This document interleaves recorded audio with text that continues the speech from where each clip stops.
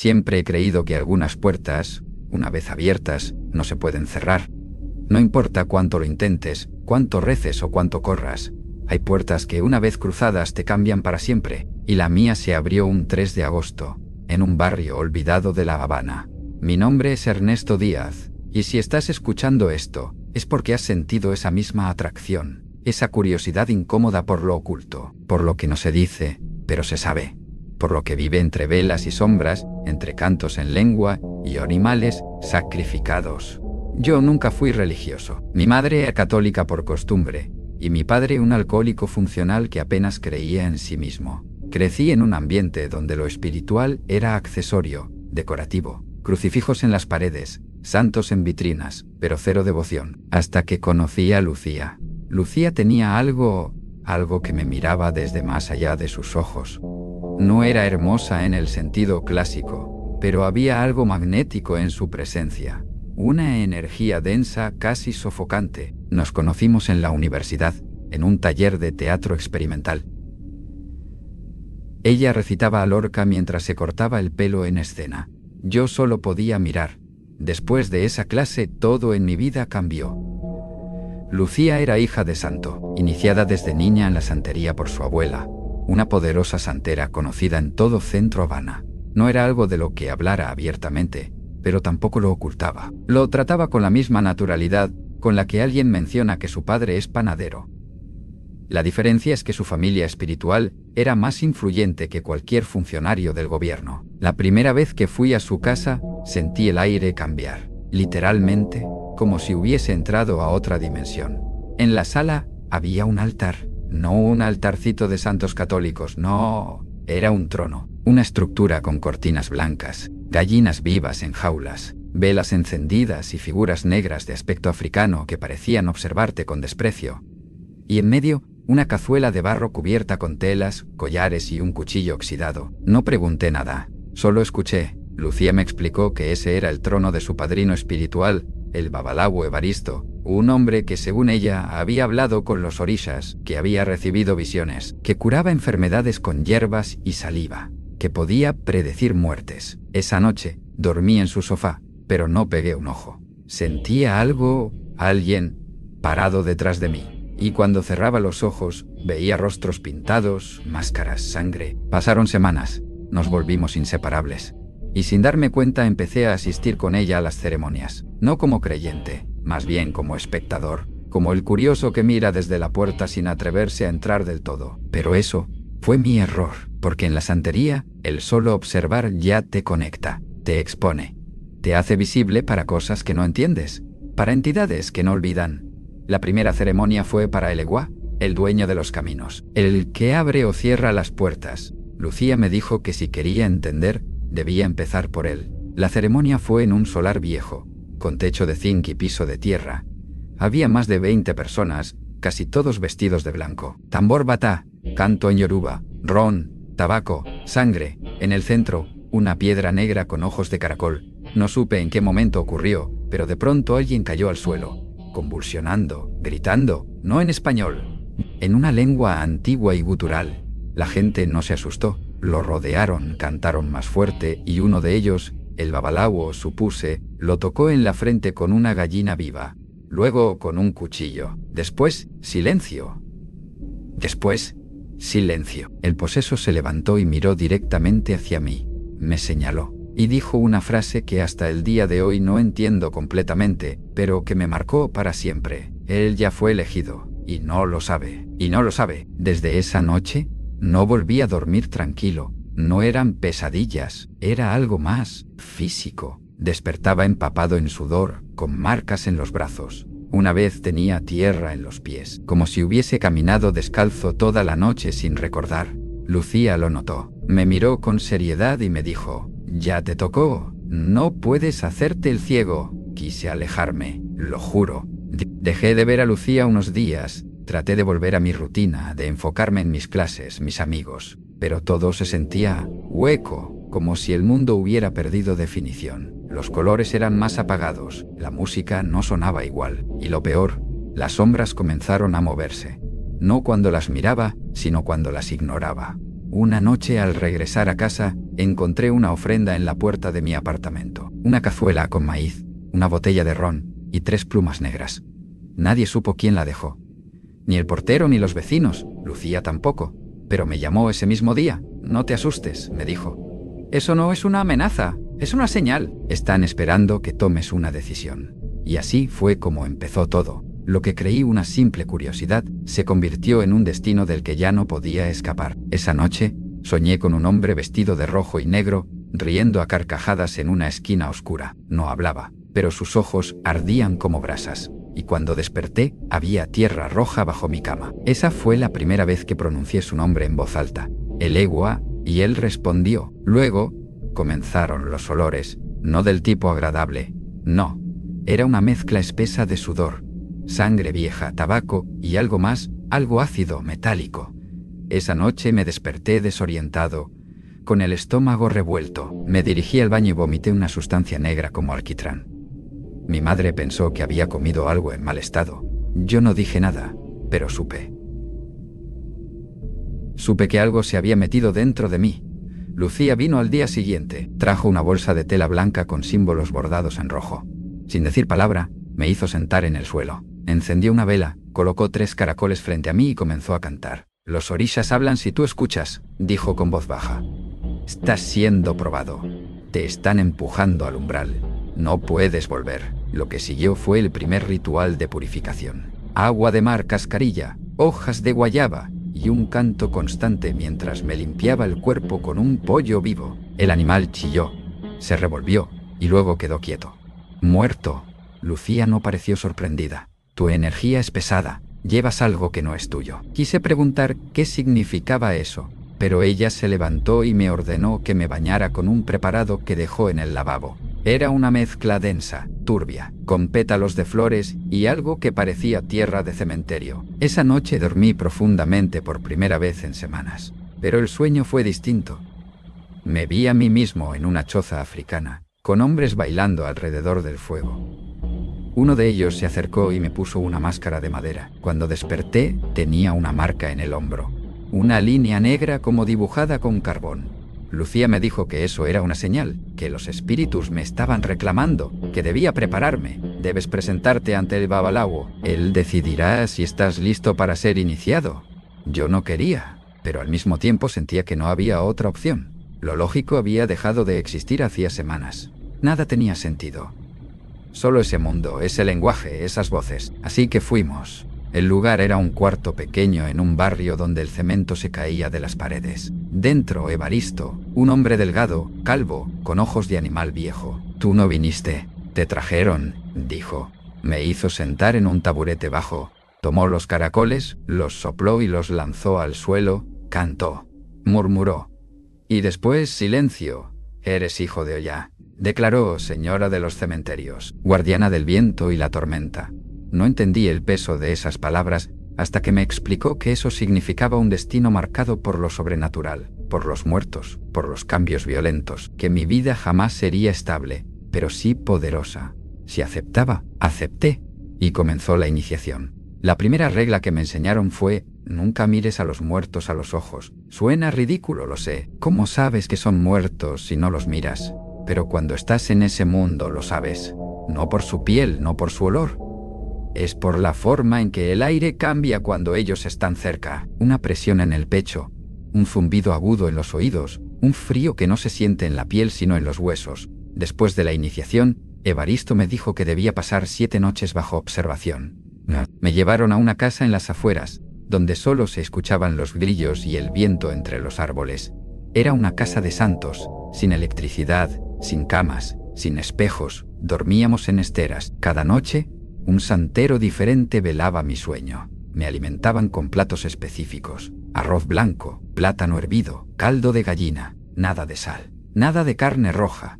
La primera noche vi sombras, no en sueños, despierto.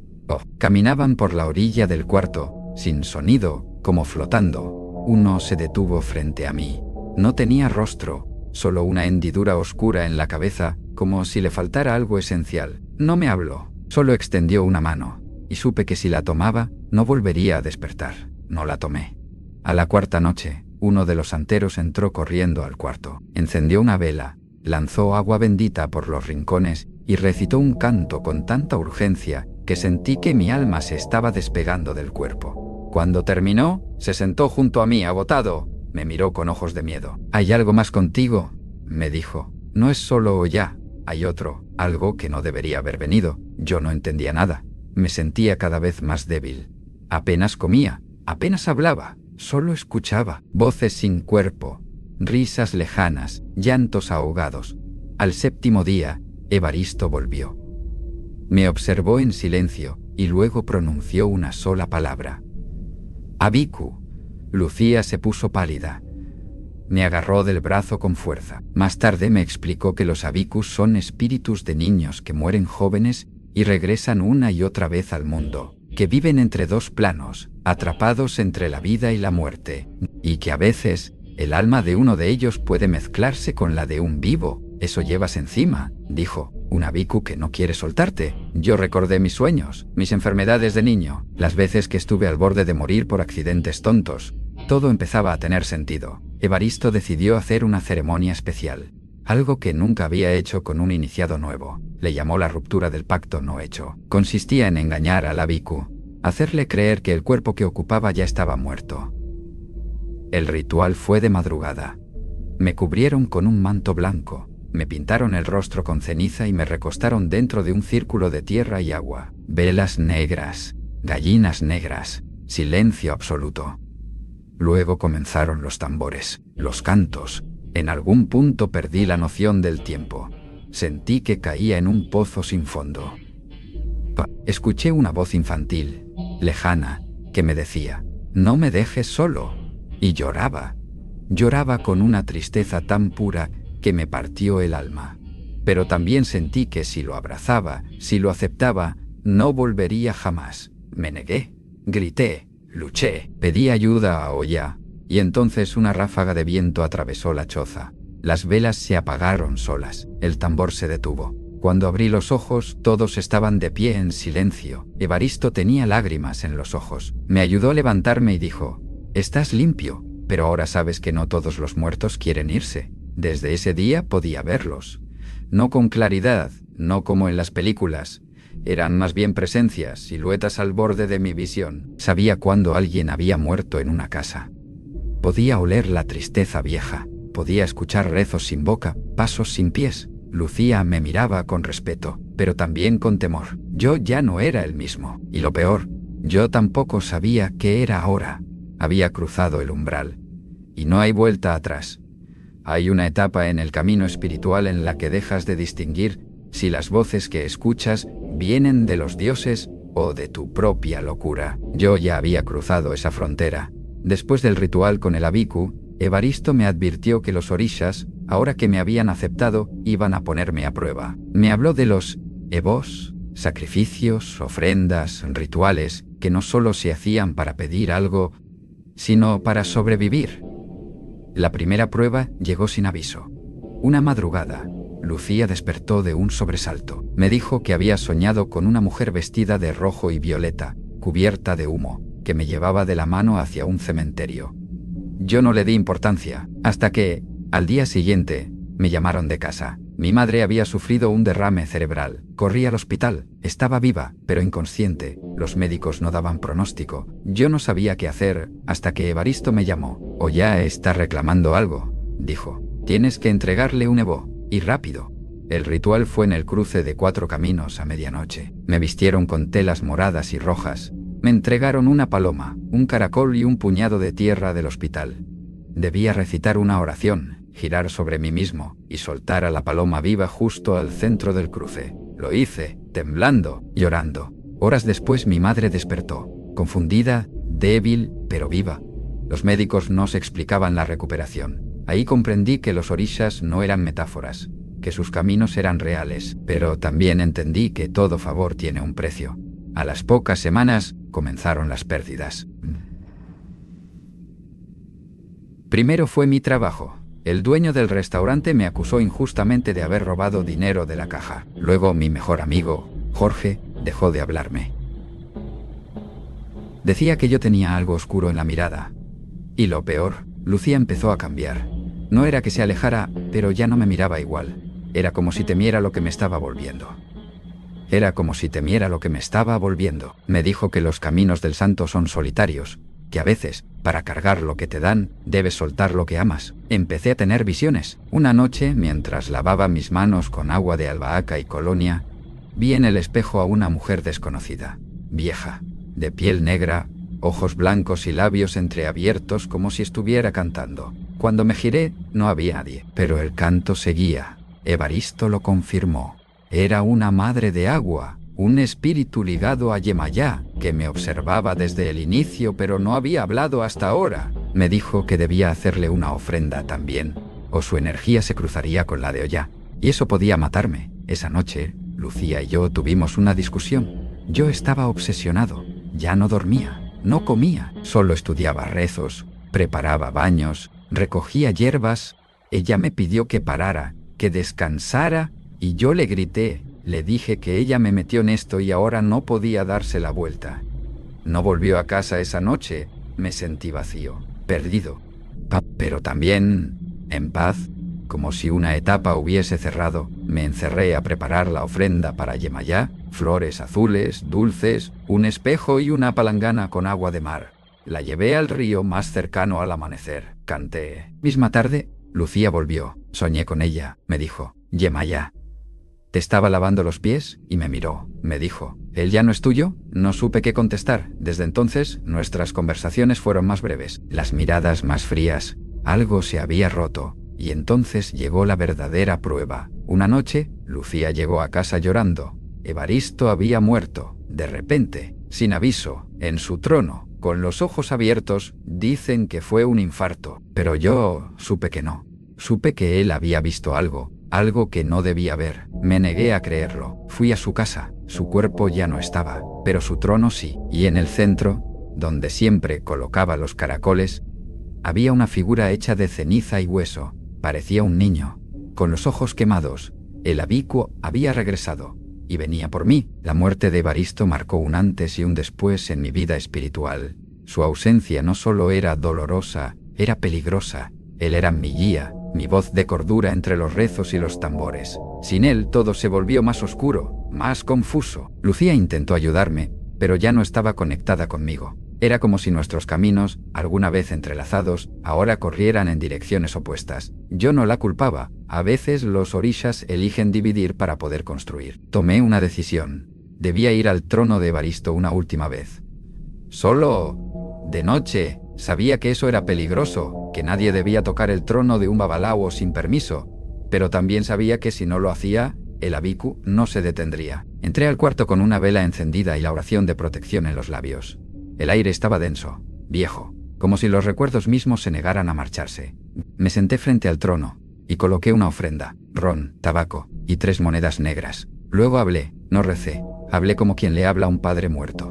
Le conté que no entendía por qué él había tenido que irse. Le confesé que tenía miedo, que no dormía, que el niño seguía viniendo en sueños, que ahora ya no pedía, exigía, que me quería para él. La vela titiló. Un viento helado cruzó la habitación, y la figura del niño apareció justo frente al trono. Estaba más nítido que nunca. Sus ojos, antes quemados, ahora eran vacíos como pozos. Me miró en silencio. No soy tu enemigo, le dije. Tú no pediste esto, yo tampoco. El niño parpadeó, se llevó los dedos al pecho, y por primera vez habló.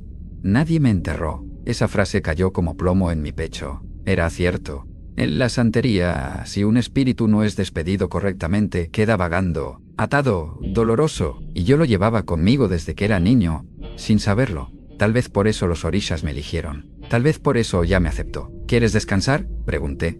El niño asintió. Pasé días preparando la ceremonia. No fue fácil. Necesité ayuda. Lucía accedió con los ojos llenos de lágrimas. Una última vez, me dijo. Llamamos a otros santeros. Preparamos el ebó de despedida. Tierra de Camposanto, flores blancas, un tambor y un nombre. El suyo. Por fin lo sabíamos. Lo enterramos bajo un ceibo viejo, junto a una vela azul y un collar de cuentas rojas. El niño no volvió. Pero esa noche, soñé con Evaristo. Sonreía. Estaba vestido de blanco. Me miró y dijo, ahora el trono es tuyo. Desperté empapado en sudor, pero sin miedo. Pasaron los meses. Nunca volví a ser el mismo. A veces camino por la ciudad y veo gente que nadie más ve. Siento presencias en los cruces de caminos. Escucho cantos que vienen del río cuando la luna está alta. No soy un babalao, no todavía, pero soy un hombre que escuchó el llamado, que cruzó el umbral y que entendió algo esencial. No todos los que nacen están destinados a vivir. Algunos nacen para recordar a los que no lo lograron. Y si alguna vez, mientras caminas solo por la noche, sientes que alguien te observa desde una esquina, tal vez, solo tal vez, es porque ya te vieron, y si te vieron, ya te eligieron. A veces, los relatos más oscuros no se escriben, se susurran entre el humo del tabaco y el crujir de los huesos viejos. Si llegaste, tal vez no fue casualidad. Nos vemos en la próxima historia. O, quién sabe, tal vez tú seas la próxima historia.